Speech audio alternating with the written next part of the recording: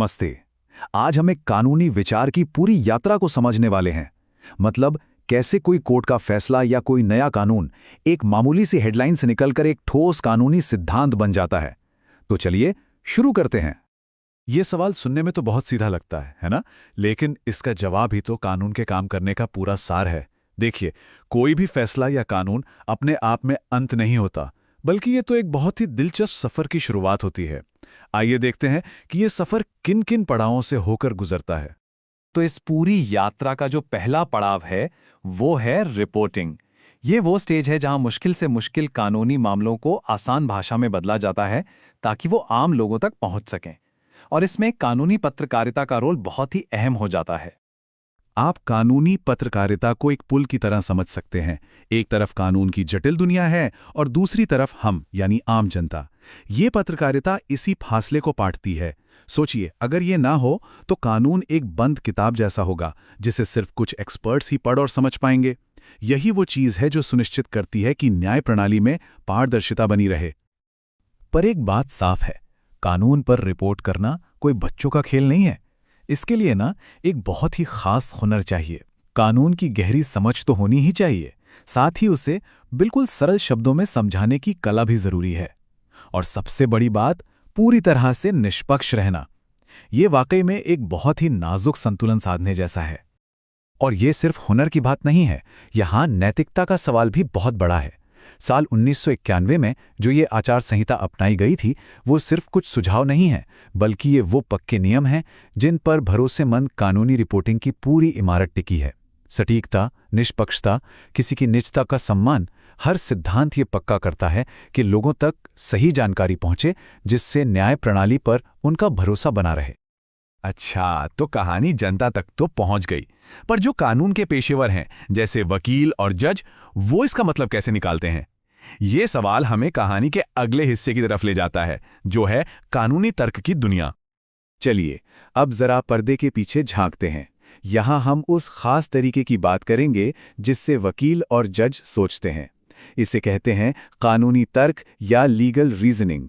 ये एक ऐसा टूल है जो कानून की दुनिया को सिर्फ भावनाओं या व्यक्तिगत राय से अलग करता है और उसे एक ठोस आधार देता है। असल में कानूनी तर्क वो इंजन है जिस पर पूरी कानूनी व्यवस्था चलती है। ये तरीका पक्का करता है कि कानून मनमाने ढंग से लागू न हो, बल्कि तर्क और पुराने फैसलों की कसौटी पर खरा उतरे। इसी से कानून सिर्फ किसी की राय का खेल नहीं बनता, बल्कि एक ठोस और भरोसेमंद सिस्टम बनता है। मोटे तौर पर यह तर्क दो तरीकों से काम करता है। पहला है नियम आधारित तर्क। इसे आप एक रेसिपी की तरह समझ सकते हैं, जहां एक तय नियम यानी कानून को किसी खास मामले पर लागू किया जाता है। और दूसरा है मिसाल आधारित तर्क, जिसमें यह देखा जाता है कि ऐसे ही मामलों में पहले क्या फैसले दिए गए हैं। लगभग हर कानूनी दलील इन्हीं दो तरीकों पर टिकी होती है। पर सवाल यह है कि ये जो तर्क वितर्क है, ये होता कहाँ है? इसे और बेहतर कहाँ बनाया जाता है? तो अब हम उस जगह पर आते हैं जहां कानून का सबसे गहरा विश्लेषण होता है, और वो जगह है लॉ जर्नल्स, जिन्हें कानूनी दुनिया का अकेडमिक दिल भी कहा जा सकता है। लॉ जर्नल्स का काम सिर्फ जानकारी देना नहीं है, ये तो कानूनी विचारों का एक अखाड़ा है जहां नए नए सिद्धांतों को बहस और तर्क की आग में तपाया जाता है। यहीं पर कमजोर विचार खारिज हो जाते हैं और मजबूत विचार तराशे जाते हैं, ताकि वो भविष्य में कानून का हिस्सा बन सकें। कभी भी एक अकेले कानूनी लेख की ताकत को कम नहीं आंकना चाहिए। एक अच्छा लेख एक नया कानूनी सिद्धांत पेश कर सकता है, कानून में मौजूद किसी कमी को भर सकता है, और यहां तक कि आने वाले कई सालों के लिए कानूनी फैसलों की दिशा भी तय कर सकता है। और शायद इन जर्नल्स का सबसे जरूरी काम है न्यायिक जवाबदेही तय करना। जब कोर्ट के फैसलों का सार्वजनिक रूप से इतना गहरा विश्लेषण होता है, उनकी आलोचना होती है, तो जजों पर भी ये दबाव बनता है कि उनके फैसले न सिर्फ कानून के हिसाब से सही हों, बल्कि तार्किक रूप से भी मजबूत हों। ये अकादमिक जांच पड़ताल बहुत जरूरी है। जर्नल सिर्फ हो चुके फैसलों पर ही बात नहीं करते, वो आने वाले कानूनों पर भी नजर रखते हैं। जब कोई नया कानून बनने वाला होता है, तो ये उसके इरादे को समझते हैं। ये पता लगाते हैं कि आगे चलकर इससे क्या दिक्कतें आ सकती हैं, और कभी-कभी तो इसे लागू करने का सही तरीका भी सुझाते हैं।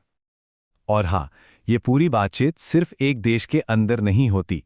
कानून का ये विकास और विश्लेषण किसी एक देश की सीमाओं में बंधा नहीं है। कानूनी विचार तो दुनिया भर में यात्रा करते हैं, एक दूसरे को प्रभावित करते हैं और एक ग्लोबल बातचीत का हिस्सा बनते हैं। ये जो कहा गया है वो इस ग्लोबल प्रभाव का एक बेहतरीन उदाहरण है। भारत का जो कानूनी ढांचा है वो कॉमन लॉ परंपरा पर आधारित है, जिसका मतलब है कि पुराने अदालती फैसले बहुत मायने रखते हैं। इसलिए हमारी अदालतें अक्सर दूसरे कॉमन लॉ देशों जैसे यूके या यूएसए के फैसलों से प्रेरणा लेती हैं, खासकर उन मामलों में जहां हमारे अपने कानून में कोई स्पष्टता ना हो।